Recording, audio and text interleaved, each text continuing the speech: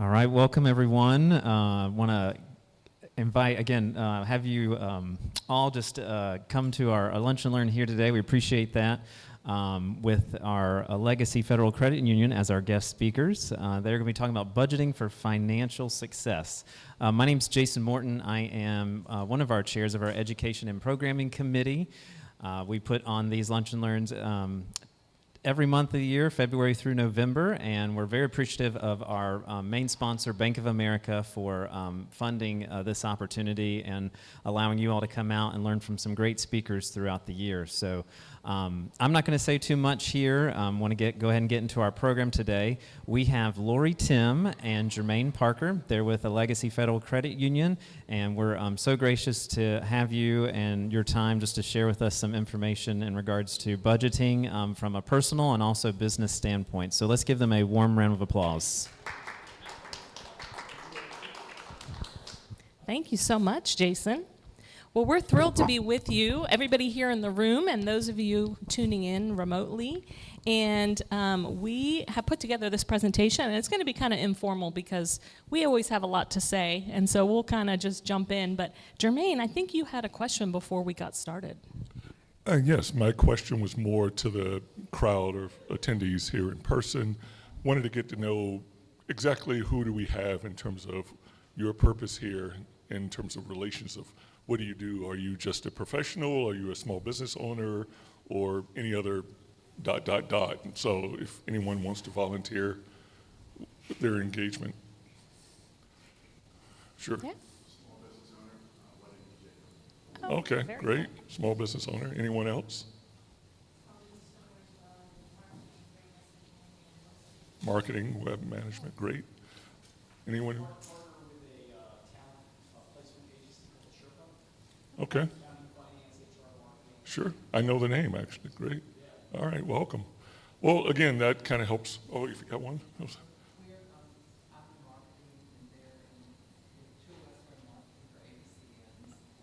Marketing. Okay, great. Welcome.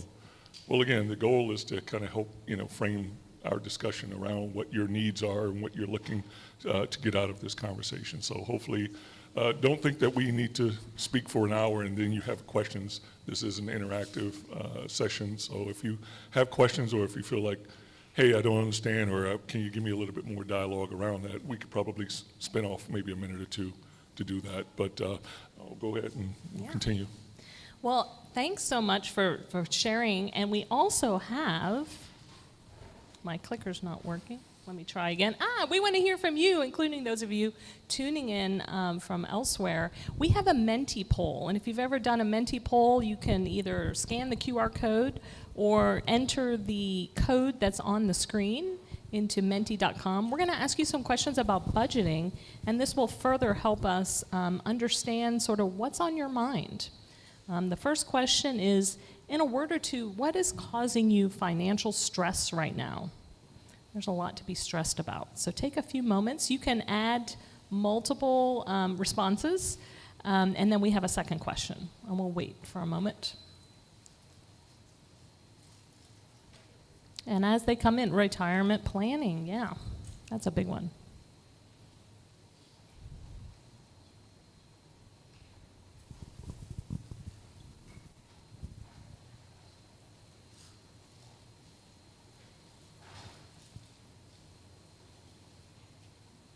And if you're not financially stressed, then you can just say, nothing, I feel great. Future business, inflation, okay.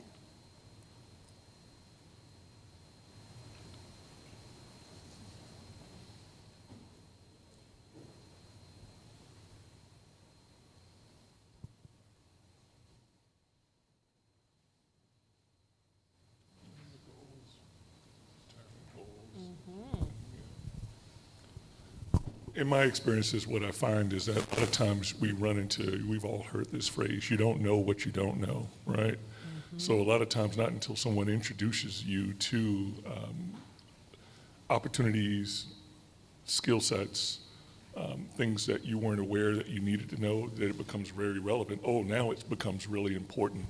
And that's what this goal is to try to introduce thoughts and ideas that maybe you hadn't considered because you didn't know it was either out there or you never understood where to go to get the resources to be able to answer some of those questions. So can't say that we're experts at any one thing, but hopefully we can give you an overview of just getting your mind wrapped around certain things to think about.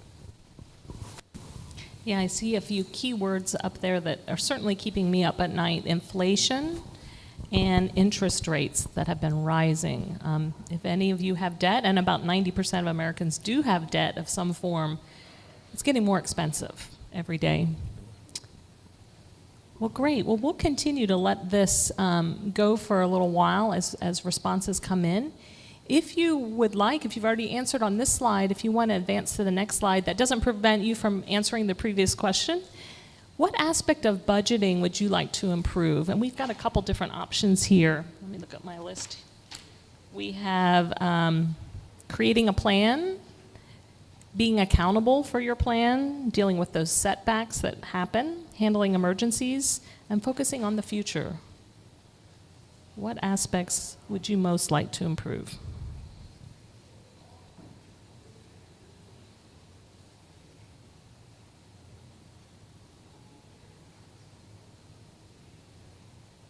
Now the question is, we're looking for one single answer. that. I think it I'm moves just you. gonna give that a Yeah. sense. Even though the question is kind of phrased in a pick one, we all know that not one of these it becomes the only answer. You know, there's more than likely several of these are probably Right. the right answer if that was the choice. It might depend on the day, right? So it looks like planning for the future, focusing on the future, is one that's coming very, very strongly as a priority. And I think on the previous slide, someone had mentioned like planning for the future. So this fits perfectly in our topic of budgeting, because regardless of whether it's your personal budget or your business budget, we really do have to think about how much money's coming in, how much is going out, and is it being allocated the way I'd like it to be, the way it needs to be in order to be successful. We'll let this continue to go, but we'll switch to our PowerPoint. You can continue to weigh in if you'd like to. But what I'd like to do now is I will go over sort of what we prepared for today, and as Jermaine said, you can ask questions along the way.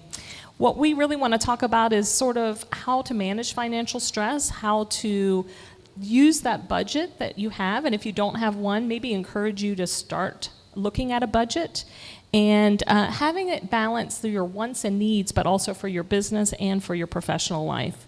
And then we also want to wrap up with some tools and resources that you can access today to kind of help you on that journey. So with that, if you could click on that slide, that might help me. Oops, wait. So we kind of talked about what are some of those things that are stressing you out.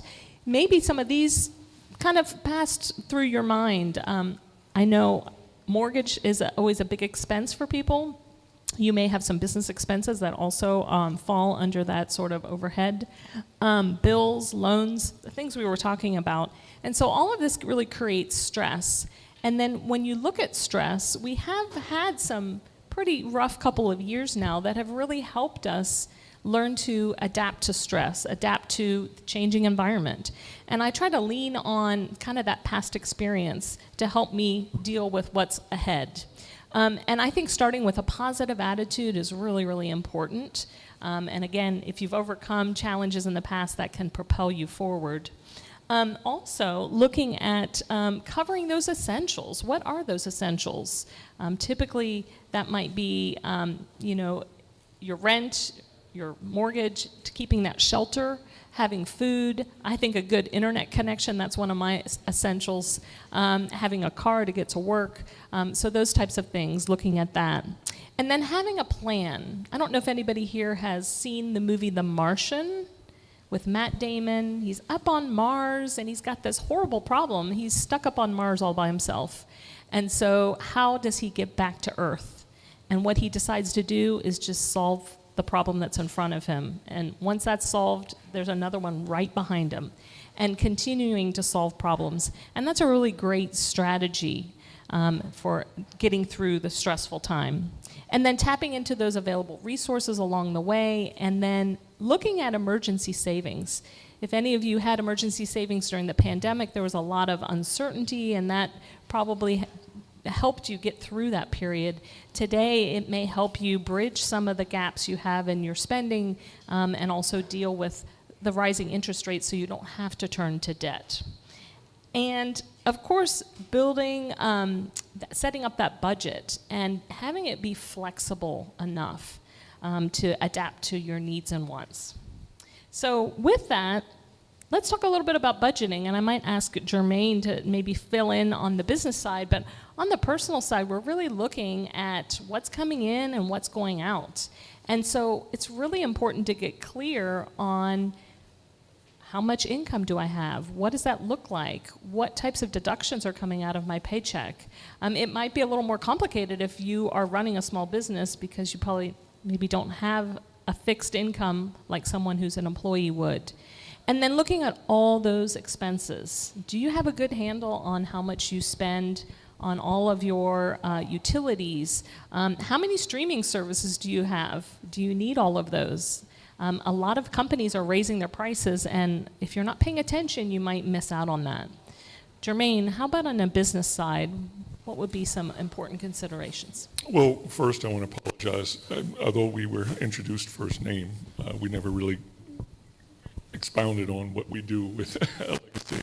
I am the commercial credit manager of Legacy that runs through the entire footprint of the region, which is contiguous, the Carolinas and Virginia, and maybe across the border in Tennessee if need be. But that being said, part of, from a budgeting standpoint that I find in small business is that there sometimes can be the confliction of combining personal and business activities.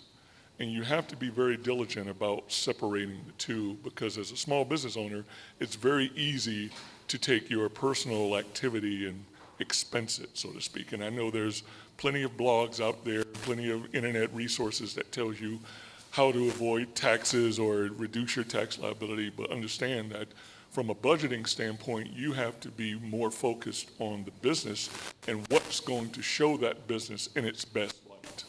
So that from my perspective, you can run your business however you want to, but if you're going to look for financial assistance in some ways from a credit union, bank, or other means, SBA and things like that, you've got to come to the prom dressed up in prom clothing, right? And granted, we did have one guy that dressed in jeans, but outside of that, generally when you're coming in looking from my perspective as a financial institution, looking for assistance in expanding your business or growing various capital assets or needing support from a business credit card or looking to buy inventory, all those types of things, I want to see your company in its best light. And sometimes combining or blending some of that activity can kind of, yes, it reduces your taxes, but it weakens the perception of what your company is really capable of. I want to see your company in its best light. So you have to be mindful of that. So from a budgeting standpoint, you have to understand and always allocate the what ifs. And I think you mentioned that about trying to take this to the next level. How do we grow? How do we seek opportunities that sometimes a lot of you as small business owners realize you probably can't do it all by yourself. You need the support of a network, of a community. And so being part of this group and being part of other related activities will help you give insight to understanding. If I take 3 small businesses in the same industry, I guarantee you they all work very differently.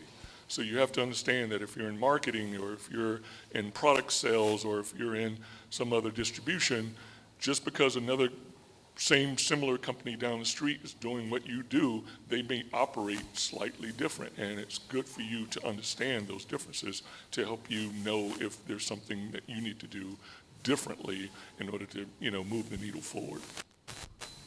Great insights. Thank you so much. And just following up on Jermaine's introduction, I do more on the personal finance side. I work with our credit union members doing one-on-one financial coaching and also financial education at all levels, all ages.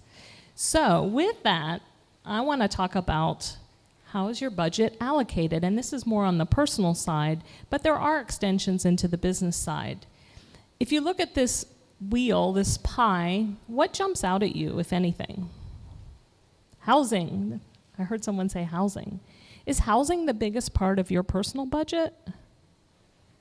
I would say for most people it is. Typically, the recommendation is that around 30% of your take-home pay should go to either your rent or mortgage. If you're paying more than that, you may be in a home that you can't afford. And there are many ways to kind of alleviate that. Get roommates, maybe look for somewhere else to live, look to reduce your expenses. There's things on this wheel that when I show this, especially to high school students, they're like, insurance, like I would have never thought of that. But we all know that that's huge. It's a huge part of our budget. And depending on your age and if it's a medical insurance, there could be some pretty high expenses there. Is giving a part of your budget? Anybody here have giving as a line item? I think that's wonderful, especially if that's really important to you to give, to put it in your budget, because that's the best way to protect that and make that happen. What about saving? Is that a part of your budget? I know it should be. I know I give, I do my payroll deduction to my retirement plan, and everybody mentioned retirement as being a big priority. But think about, is there more I could do? Is there more I could save? Should I allocate more of my, to my 401k or 403b or the IRA, whatever that is? And so this pie is kind of interesting because there's something missing. Can anyone guess what's missing? It's a big one, too. Taxes, that's a really good answer. That's not what I was looking for, but yeah, you're right, taxes aren't in there. And that's something we sometimes forget about because, what was that? Oh, childcare, that's another really good one. That's not one I thought of either. You guys are awesome, yeah. Entertainment, I think it could fall under recreation. This is a big one. I said that 90% of Americans have this, so probably everyone here. Debt! If you have a credit card, you probably have to make some room in your budget to pay that. Or if you have an auto loan or a student loan, I know a lot of people are restarting their payments this month. So it's something to think about. Debt really does factor into our budget. Jermaine, from a business point of view, what would you say be the biggest considerations? In my experiences in the small business world, I think what I find a lot of is so go your personal lifestyle and management of money and your bills and all these other budgetary items. So goes your small business. They kind of run hand in hand when you're a small business. So if, without using any negative connotation, if you don't take care of your personal life, your business life is going to suffer. So budgeting, even though this, discussion is really driven to the personal side, and you can have it impact your business side as well, a financial institution will look at both of you. So you can't have a very strong business and a very weak personal budgetary lifestyle. So it's very keen in order to be successful. You got to balance. It is balanced from a personal and a business perspective. You do not want to be tilted to one side where my business is doing great, but yet I've got a 580 credit score.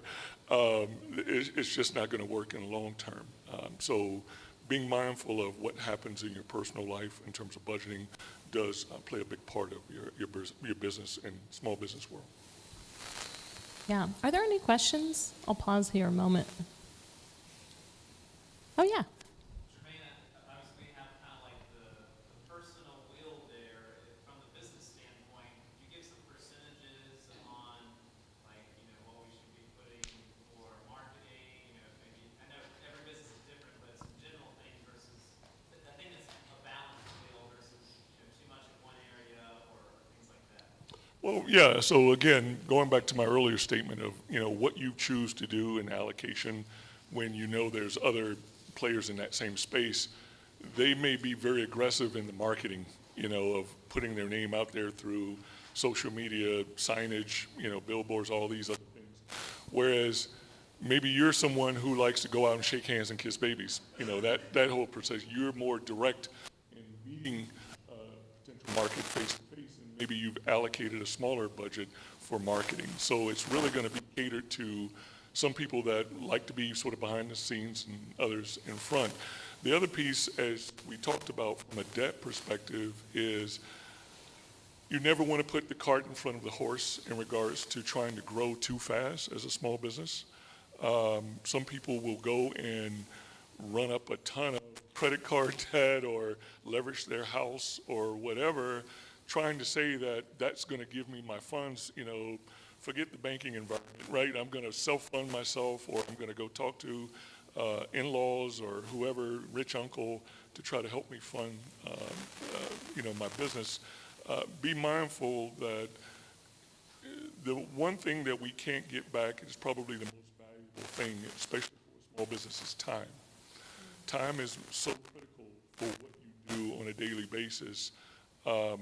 I would say you probably want to put that in your budget, personal or business, because every minute, every hour counts. The goal for many of you, I'm sure, is to say, I want my business to be running while I'm sleeping in the mindsets of my market. And you have to be able to figure out what is it about my business that can plant that seed into the market so that I don't have to sit there and watch whatever it is I'm supposed to be doing every single hour of the day. But from a budgetary standpoint, I would say you need to be flexible and very responsive that whatever allocation you've set today, it may not be the same next month. Because I would love to say that I'm a credit savant and that everything that I know about money and credit and business works today. But in 3 months, we've seen how fast this market has changed. 3 months, a lot of the knowledge I have, I won't say it's outdated, but it will need to shift in order to be what that market is in that time period. So don't think that you've created any perfect business model. It needs to be very fluid to be able to change in real time. I really like that, Jermaine, talking about adapting to changes that are happening kind of out of your control. I think inflation was one of the words that came up on the word cloud. And I don't know how you are, but I feel like I'm kind of doing my budget as I normally do, and I'm coming up short. And so I have to kind of readjust, think differently. And so I have just a few strategies for how to manage your personal budget and how to maybe rein in a little bit of the spending. There's certain things we have to spend money on, but we have some discretion. In most cases, we have that extra money that we can play around with. I think the entertainment that you had called out, that definitely falls in that. There's a difference between food for survival and food for pleasure. And I love going out to eat, but that's probably where I spend the most money of that discretionary funds. So if that sounds like you, and you just kind of swipe and you have no idea how much you're spending, try cash. Does anybody here use cash on a regular basis to pay for things? I know it's such a strange. You do a little bit? How do you do that? What I try to do is I go to the bank every week or 2 weeks and I Yeah. set a certain sum. And we used to have this coffee shop downstairs in my office, and it was very dangerous. And so I would use Yes. cash to kind of set my limit. And that way I can see it and say, oh, okay, well, I don't spend it on this because I like food at Chipotle on Friday, Yeah. the front or whatnot. So it helps me visually see what I'm spending, and if I see it, and it's a visual, then I don't want to spend it because I don't want it to go on. Somebody said, hey, let's do this, and I can't because I don't have the cash to do that. Love that. That's a perfect example of how cash can really, because it feels different, doesn't it? Than an actual, like, I've been paying with my phone, and for some reason I turn my phone like this, so I don't even see the amount. But have you ever tried the envelope method? Yeah, so you basically do what you're doing, but you put money into envelopes for different, have you done it? We had very close friends. Yeah. It was, an envelope, they had a certain amount they would spend on a weekly basis, and everything they could spend in cash, they spent in cash. Yeah. And I think we ended up saving a ton of money over the years, and it seemed a little awkward when Oh, there sure. were a bunch of couples out to dinner and they would get the envelope out, but they were, they were Yeah, disciplined, and, they don't have the last laugh at the end of the day. that's right. They managed it through the budget, and Um, it was gone. yeah. That's great. I love that example. I have a friend that did that same thing, and we would say, "Come on, we're going out, Carola. Go get, let's get your jacket, let's get your shoes." And she'd be like, "Wait, I got to check my envelope." And so she would check it, and she would blame the envelope. I can't go out. My envelope's empty. And I'd be like, "Come on." But she saved a lot of money.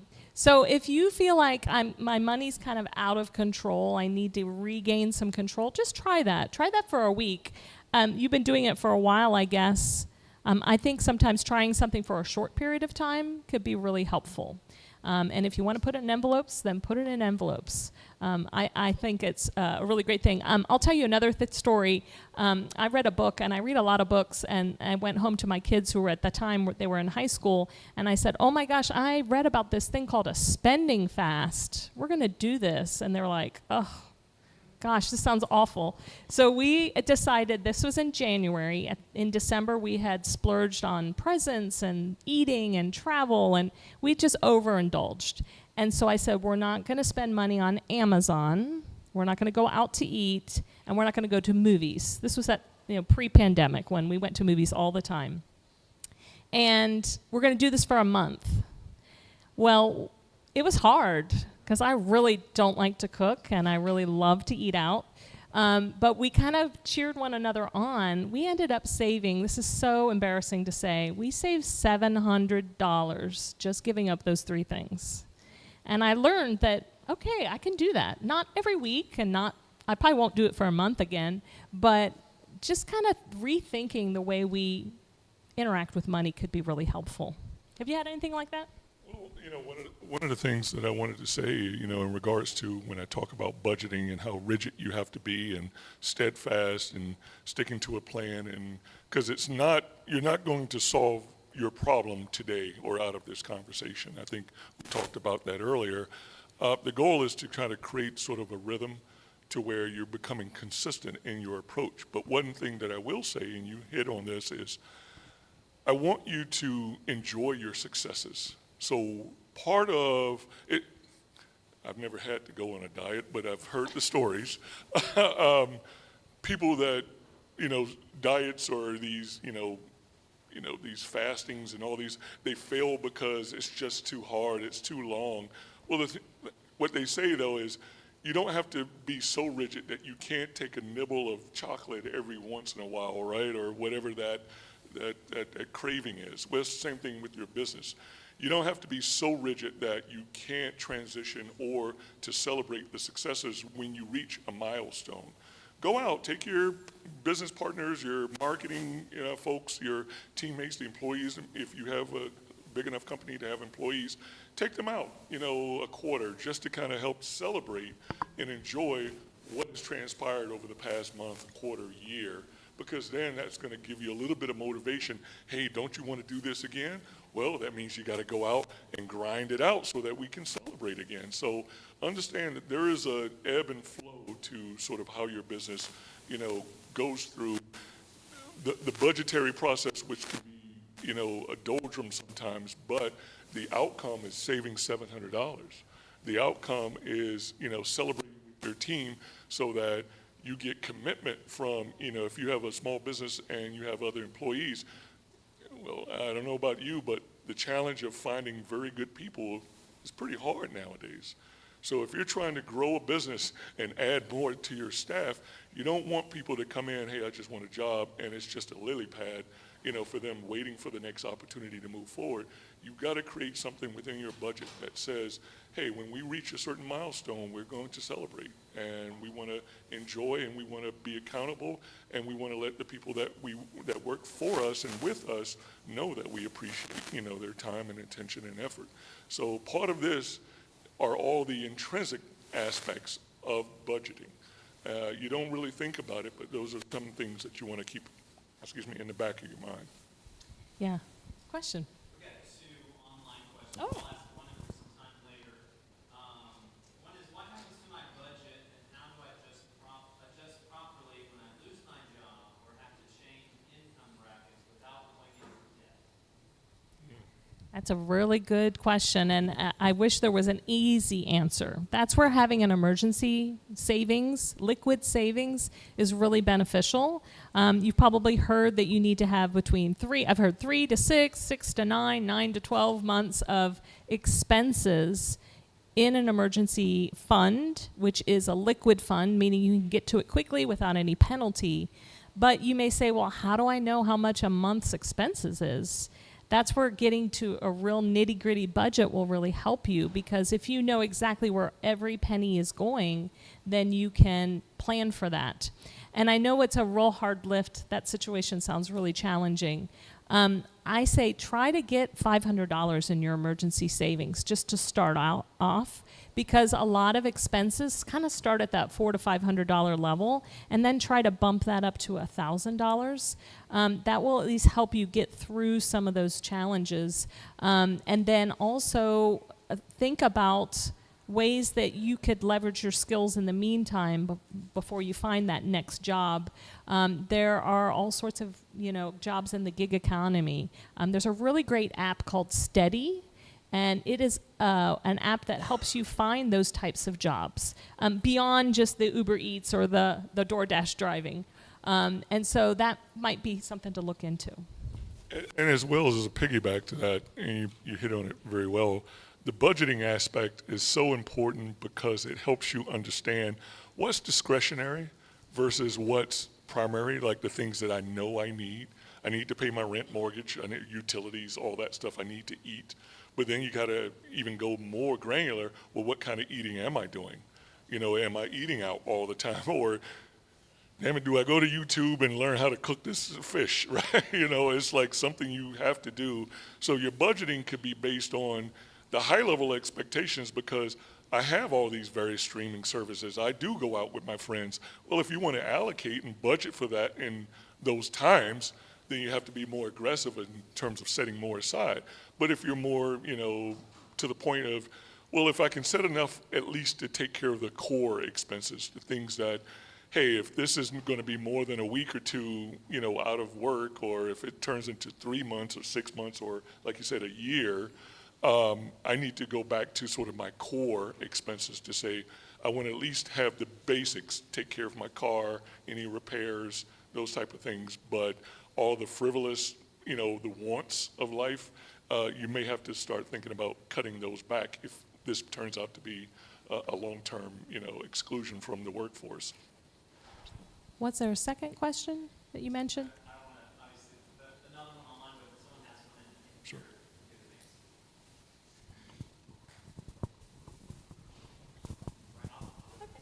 The other question was, I own a business as a sole proprietor and also have a household to run. How do you suggest I keep them separate and do this properly, because it's been an issue for the past few years? Well, I raised that question. I made that statement earlier, right, about separating. Documentation, receipts. Understanding what your business model is, should that ever come into question in terms of whether it be an audit or a sit-down conversation with your accountant to say, hey, can you explain why these expenses seem to be showing up on both sides, or why is this a business expense? You want to be able to document that, especially as a sole proprietor, because again, that's where it's very easy to blend those type of activities. So documentation is first, number one. And then two, part of the budgeting going back is to kind of set aside, what do you anticipate as being an expense tied to your computer as it relates to, because I know a lot of small business, they want to use their home, that section, we all know those rules, right? You have to allocate a certain square footage of your house. And the thing is, I have a friend that he has a small business and he works from his home. But he has a big enough house that he has a separate room that's only dedicated for business. And he literally has a sign on the door, business use only, like do not come in here. If there's anything, like once you step in this room, it's only for business. So that he could always document that anything he does in that room, whether it be the computer, whether it be, having phone calls, whatever, it's tied to the business. So he's very well secure in that. But as a sole prop, it is, key to keep that documentation in hand. I would say, from the standpoint of protecting themselves, have that conversation, write it down, have it described in terms of what the business purpose is, what their function will be, and what their anticipated activities will be, and have it memorialized. Actually, have your attorney or your CPA be engaged with that conversation to ensure that there's some validity to the separation of those. Okay. Yeah.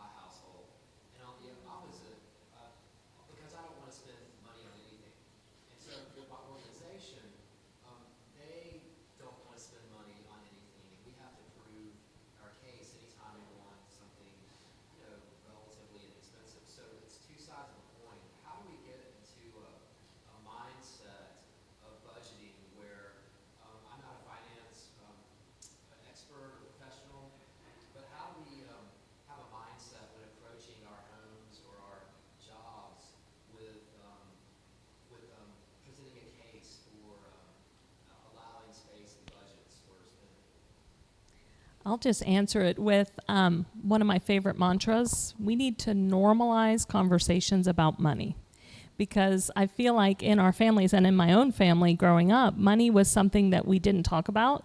There was a lot of fear. There was a lot of worry around money. And so I entered into my relationships with that same, I still am very much a penny pincher. And sometimes that spoils the fun, in life, and it can cause conflict. And so I think you said that you don't like to spend money, and that can, kind of paralyze you when people have a different point of view. I'm actually going to tell you about a resource we have where you can take, this sounds really silly, but a money personality assessment. And you can learn a lot about your money personality, how you approach money, what types of influences from your past. If it's on your handout, actually, it's called Enrich, is the name of the tool, and anyone can open up an account there, and that money personality assessment will tell you. I know in my case, I'm a cautious person when it comes to money, and then sometimes that can open the door to say, I did this thing and I found out this about myself. And I think it can open the door to conversations, and maybe have other people take that. It would be interesting to do with your family, just to say, this is how I came out. I wonder how you came out, and then let's talk about it. It can open the door to that conversation in a much more casual way than, hey, you're a penny pincher, and I think we need to talk about that. No, that's a little hard to do. And I don't know, you could maybe do it within your business as well, because I just think that we bring so much baggage into our lives from our past history, and that sort of awareness can create change. You could also look at it from a cost to benefit perspective, meaning, hey, this is going to cost me $300, and nobody wants to spend it because there is, that's too much.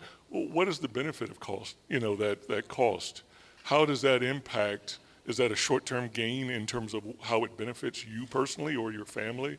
Or is that a long-term investment that you're thinking about, wow, what this could do for me or my family long-term by investing that $300? Because by delaying sometimes decisions, people think that sometimes spending money is always a negative, I got to spend. Sometimes spending the money can be an investment to the positive aspects of what might be down the road. You don't choose to spend the money today, but it's sort of like your car. Yeah, it's getting along, but that dang on light keeps flashing, and I'm just ignoring it, and I'm just, well, fix it now. It might cost you $400 or $500, but if you wait, now it might cost you $1,000. Same thing in your personal life, where sometimes spending the money has to do with the benefit of what it's going to provide for your family. And this actually sets up my next budget. Thank you so much for that. Thank you for that. Because has anyone ever used a zero-sum budget? Because I think what you were talking about was the leftover. Like, I don't want to spend money, so I'll have some money left over. What happens when we have leftover money? We spend it. We tend to spend it. This is a budget that requires you to spend exactly what's coming in has to equal what's going out. So that means you have to plan your savings, you have to plan your retirement, you have to plan your fun. I think if you like certain shoes or coffee or food, you can put that in your budget. Your debt you put in there, you put everything in there, and it's almost like a nonprofit budget where you have to have the two net to zero. Yeah. Yeah, you do that. Okay. So you're familiar with that, right? Yeah. So you can find this online if you want to find some templates, but if you just think about that, all right, the money coming in needs to equal what's going out, and what is going to be all the stuff that's going to be on the expense side. That might be helpful. And I'm going to show you another one that maybe you've heard of, the 50-30-20 budget. People really love this because you've got 30% that goes to your wants. And we all want fancy gadgets and throw pillows, right? But the really neat thing about this one is 50% goes to those must-pays, those things that you have to, under obligation to survive. It also includes those minimum payments on debts. The 30% is all the fun stuff, but that 20% includes debt payments above those minimum payments on credit cards, and also saving.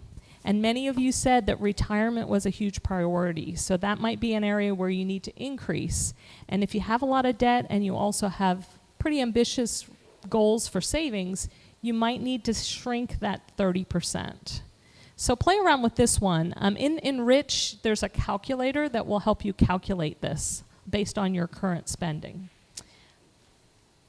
I'll just mention one other thing about saving. We already talked a little bit about emergency savings.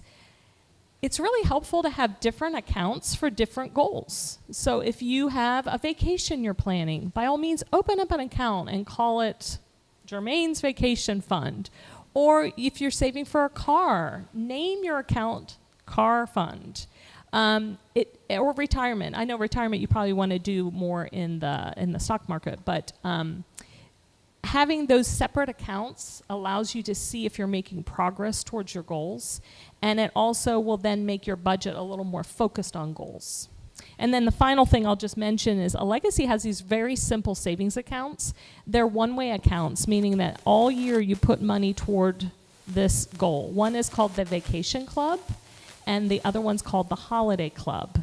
And what happens with these accounts is there's a one-time payout. The Holiday Club pays out on October 1st. So you put money in all year through automatic transfers, and then once a year you get your money. And then the Vacation Club, the payout is April 1st. You can use that money for whatever you want, but that forced savings really helps some people that maybe don't have enough self-control. I'm going to show another one, and I'm sure Jermaine's going to have some comments on this. This is a cash flow budget that is really interesting. If you get paid maybe twice a month, in my case I get paid once a month, it's really hard. Certain weeks of the year are really hard to, or weeks of the month are really hard to get through. So you may be doing fine on the first week. In this example, you end the week with $400, but maybe week 2 you don't have any income, but you have a lot of expenses.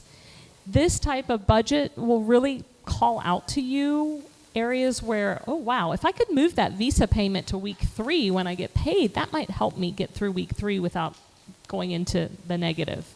So this, I will send it perhaps to Jason, a template of it if you'd like to kind of run this. I think it's really an interesting way to look at your expenses. And I bet on a business side, cash flow is everything, right? Well, yeah, is this the timing in terms of, as it relates to both back to your personal side? My family really doesn't like me a whole lot because, in regards to money, simply because since 2005, I know where every single penny comes in and out of my household account. It's just the anal thing that I've self-created, through the old Excel worksheet. It's kind of grown to something more now, but it just helps me understand. Sometimes I can't stop the flow of money coming in. I just want to know where it's going, right? I just want to be able to see on a week-to-week, month-to-month basis, why did we spend $700 in groceries that 2 weeks or whatever, and then the next 2 weeks it's only $300. So I get to see that, it's based on travel, it's based on needs. I have 2 kids in college, go Niners. So yeah, budgeting and understanding where your money is going on a regular basis is key, simply because it's not more to the extent of you being able to influence where the money is, but you're setting the stage. If you can get used to the ideas of where certain funds are going, you can then start mentally planning for what's coming ahead. For me, I know that credit card utilization for the next 3 months is about to skyrocket. Why? Because in my business, everybody's getting ready for the holidays. I'm getting ready for the holidays. I'm gonna buy presents. I'm gonna get ready to go see grandma through, Thanksgiving and all these other things. I'm about to travel and, burn a bunch of gas or flying tickets and, airlines and stuff. So there's a certain process to where, I don't know about, for my family, 3 months out of the year, I think my credit card companies sometimes have called me just to make sure, hey, is everything okay? Because they see this big spike And then all of a sudden it comes out. Why? Because I have all these birthdays, anniversaries, other key, dates all, squeezed within this 3-month period. I now have been so used to that, I can plan for it. Why? Because I'm budgeting and I understand the ebbs and flows throughout the year. Summertime comes, you want to go on vacations. Wintertime comes, everybody contracts and stays in house. You might cook your pot roast a little bit more. Restaurants know this because people don't go out as much, but as soon as that first spring hits, here comes the crowds, right? So everybody's always constantly budgeting, whether it be on the business side or the personal side.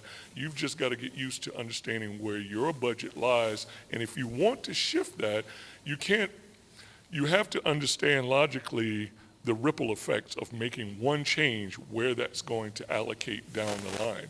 So do you cut back on the coffee every day? But what do you do with that extra money? As you said earlier, some people with excess money will just spend it. Well, why not reallocate it to something else?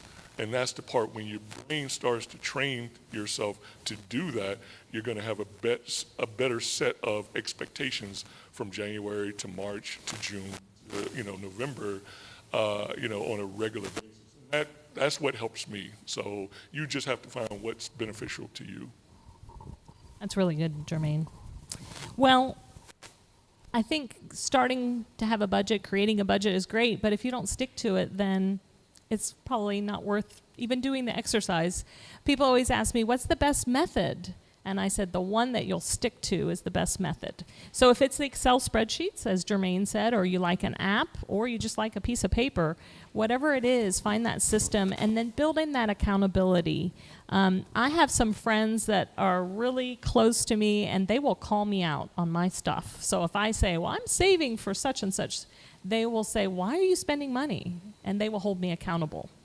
So if you have those people in your life, tell them about your goals, whatever they are financially, and make sure they're going to hold you accountable. And I tell my members, our credit union members, if I can be that person for you, I have no vested interest in your finances. I'm happy to be that. Actually, I did a workshop last week, and I had the participants take a picture of their goal sheet, and I said, email it to me. In January, I'll remind you of your goal. And they were all like, oh, okay. They did, and I think that's great. Just think about that. A lot of this we've already talked about, but making things a habit is really, really great. And sometimes the hardest part is just getting started. So I put on your handout a couple of ideas, because it doesn't have to be huge. You don't have to do everything all at once. I think on the get organized side, because sometimes we're just not organized, maybe just gathering all those documents, all your financial documents, where are they? Because you'll probably need them for tax season anyway. So go around and see if you can find them. See if you can put them in order. If you're really ambitious, do some password maintenance. Woohoo, weekend plan, I'm going to do password maintenance. It's really important because those passwords, if you are a victim of fraud, that can really set you back. And that also applies to your business as well. A phishing email could take out your whole company. So think about that. Creating your budget, just determining what are your non-negotiables. I really love coffee, and I will make room for that forever. Then reassess your budget. You can't just set it and forget it. You need to come back to it and make sure, oh gosh, I totally underestimated how much gas costs. Or maybe those prices went up. And so come back to it and make those adjustments, because that will really help you make that accurate budget that will really help you. Let's move to some resources and tools, because I know we've got a schedule to keep to. All of these links are on your handout. I would really love to welcome you to become members of a Legacy Federal Credit Union, and we have a team here in Charlotte that can help you with your personal or your business finances. We have small business specialists in our branches and lots of services. I'll show you some of the services we have, but we have a wonderful learning resources page that has access to information about budgeting. We have some fabulous calculators. So if you want to become a millionaire, there's a calculator on there to tell you how to do that, which I think is really cool. And of course, in the middle, we have a link to that Enrich tool that I told you about. And let me just show you what that looks like. You can create your own account there. You can complete your financial wellness checkup. And it will recommend content that's meets your needs. So you won't get something that's not at all relevant. You also can use one of these cool tools. They have a budget tool. They also have a paycheck analyzer tool. So for some of those that maybe are looking for a job and you're kind of curious what your take-home pay might be, this can help you kind of make that decision. There's also a retirement tool and that money personality. And then you can also access it on a phone. And then within our web banking, we have money management, which is a really great tool that looks at all of your transactions and categorizes them. This wheel here is your spending wheel. This is how I realized that I'd spent $700 that January or that December before. And so it can help you look at your debts, it can help you budget, and this is what it looks like on a phone. It's really a cool tool. And the fact that it pulls everything that you already have, you might have to connect some outside accounts just to bring all the data into one place, but it's very handy. And we started a savings challenge. We've done this a couple years now. There are exactly 12 weeks between Labor Day and Black Friday. This is a season, as Jermaine said, a season of spending. We said, wouldn't it be great if people could save money instead of spend money during that period? So we launched a couple weeks ago our savings challenge. If you would like to join the savings challenge, you can do that. And I will send you the emails that you have missed. And I'll be watching the sign-up list. This is an Eventbrite page, so you'll sign up there. You'll get an email every Monday until the week that ends December 15th. We'll give you some tips, some ideas, some suggestions that kind of keep you motivated and on track to achieve your goal. What's my next one? If you want to become a member of a legacy, we would love that as well. We have 3 locations in the southern greater Charlotte area with a 4th to come. Yeah, 4th and Indian Trail. Indian Trail, we're at Prosperity Church Road. Jermaine is at Queens Road, and we have a branch in Davidson. And I don't know if you want to talk a little bit about the business services that we offer. Well, we have both small business specialists, as you mentioned, that can kind of take care of what we call our mom and pop, our small business general needs, opening small lines of credit, business vehicles, right? The person that I want to move my car in my business name, that kind of stuff. Even small real estate purchases. Hey, I've been renting a business condo and it's up for sale. The guy's going to give me a good deal on it for a couple $100,000. Well, that can run through our small business shop, which is a lot easier and streamlined than when we move into our commercial space, which handles the more robust commercial clients, manufacturers, distributors, a lot of real estate. Obviously, Charlotte is growing exponentially, it seems. Didn't we, I think, 15th on the list or something like that now? Largest cities in the country, 15th. Listen, I've been here since, 89, 90? We were nowhere near any kind of list back then. So to see what Charlotte has grown into, we're just being mindful of. And as a credit union, we're more focused in the small business to medium, commercial size organizations.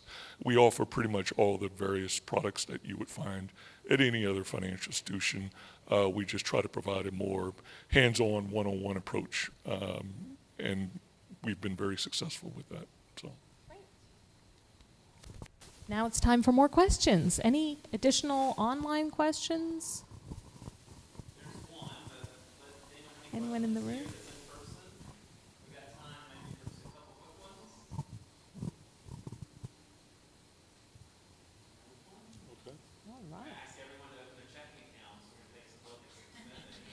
Yeah. Well, maybe that's a sign that we did such a good job. There's no questions out there, right?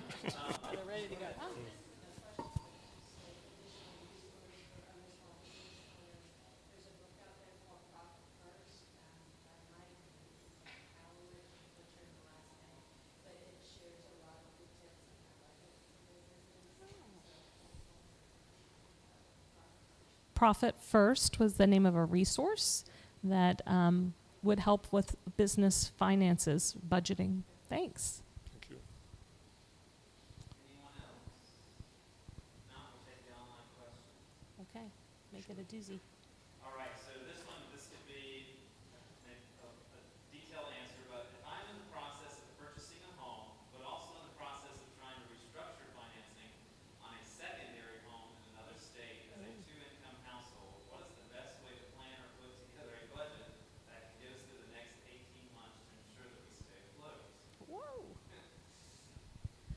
I would ask, do you first have a budget for today, not consider the new stuff?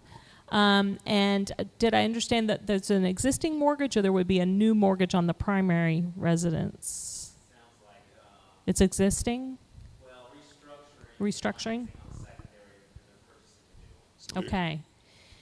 Well, that's a tough one. I know at a legacy, I don't think that applies to, well, it might. We have a really wonderful mortgage eliminator product, which helps you reduce the term. So some people are able to take maybe if they're 20 years into their mortgage and they really want to refinance it and get it down to a shorter term, it can get as low as 7 years. And typically the payments are pretty similar. Now, that example might not be the exact right one to quote, but it might be worth a look just to see what that might turn out to look like. But interest rates are going up, and I would say if you don't have a very big down payment to bring, you might want to think about that, because we have a certificate right now that's paying 5% interest. Mortgage rates are around 7%. And if you're looking at a second home, not your primary residence, those rates are going to be even higher. So it might not be the right moment, and maybe this is already a done deal, but Everyone's waiting for the ball to drop on interest rates. What I would say to that is, if whatever price point you're at now, whatever the current rate is, if you were to wait, say, another year or 2 years from now, yeah, the rates may drop, but the value and the price point of that house is going to go up. Guess what? You're going to pay more for the lower rate but higher priced home 2 years from now than it is go ahead and make that decision and commitment now. Part of one of my questions, I guess to your point, or the question is the second home just for personal use, or is it being, rented? Investment property? Is it beach property? So that we probably were missing some of the information in that question. I would say if it's investment property that they're using just to kind of, I have buddies that they bought townhomes for their kids while they were in middle school. Not for them to live in, but I'm going to rent it now for the come of them becoming of age, they will have a property then. But the rates can be beneficial today if it is income producing, because you still get the benefits. Don't think of second homes and investment properties as being a intended gain of immediate cash flow. Like I want to make a lot of money off that home today. When it comes to real estate investments, unless you know what you're doing from a flip and short-term perspective, it's generally a long-term gain, and that's kind of how you have to look at it. But I would say from a budgeting standpoint, they really need to be mindful of, from a credit institution, it becomes that much more apparent that savings and nest egg and secondary sort of emergency funds becomes that much more important when you're moving into this sort of space outside of your primary home. Any other questions? You made with all the small businesses that you what's the, as you look next year or two, a lot of federal type needs and some big banks in town. What are you guys planning for in the next couple, next year or the year after? Well, we're sure. We're very happy that we never got heavy into office real estate. We've all read the reports from Charlotte Business Journal and a few others around here about how downtown Charlotte is, unoccupied 40, 50, 60% in some of the buildings. But we've also have learned what the investment partners and financiers and the property owners are having to do to kind of figure out alternative uses for those same types of properties. So that's one aspect that we've kind of kept in the back of our minds when it comes to real estate. It doesn't mean that in any space, the valve isn't completely shut off. It's just the scope of what you're wanting to do has just become that much narrower. So as the business becomes more sensitive, and depending on what industry you're in, what financial institutions, and I'm not just speaking from a legacy, but just overall, what they're having to do is say, who's supporting that business?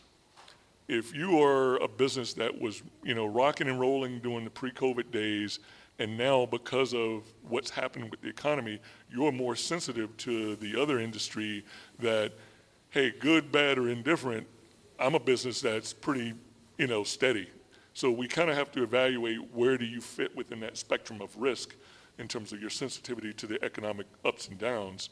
And once we understand that, then we have to say, well, they're kind of, circling the box outline in terms of everybody wants to be right in the middle. But if you're circling that perimeter in terms of risk, we now look at you as an individual to say, do you have the wherewithal that if this business starts to really, take a dive, do you have those reserves? Have you budgeted in your personal life? Because we have a lot of small businesses that they don't leave a lot of money in the company to show that the company has the strength and the capital reserves to weather those storms.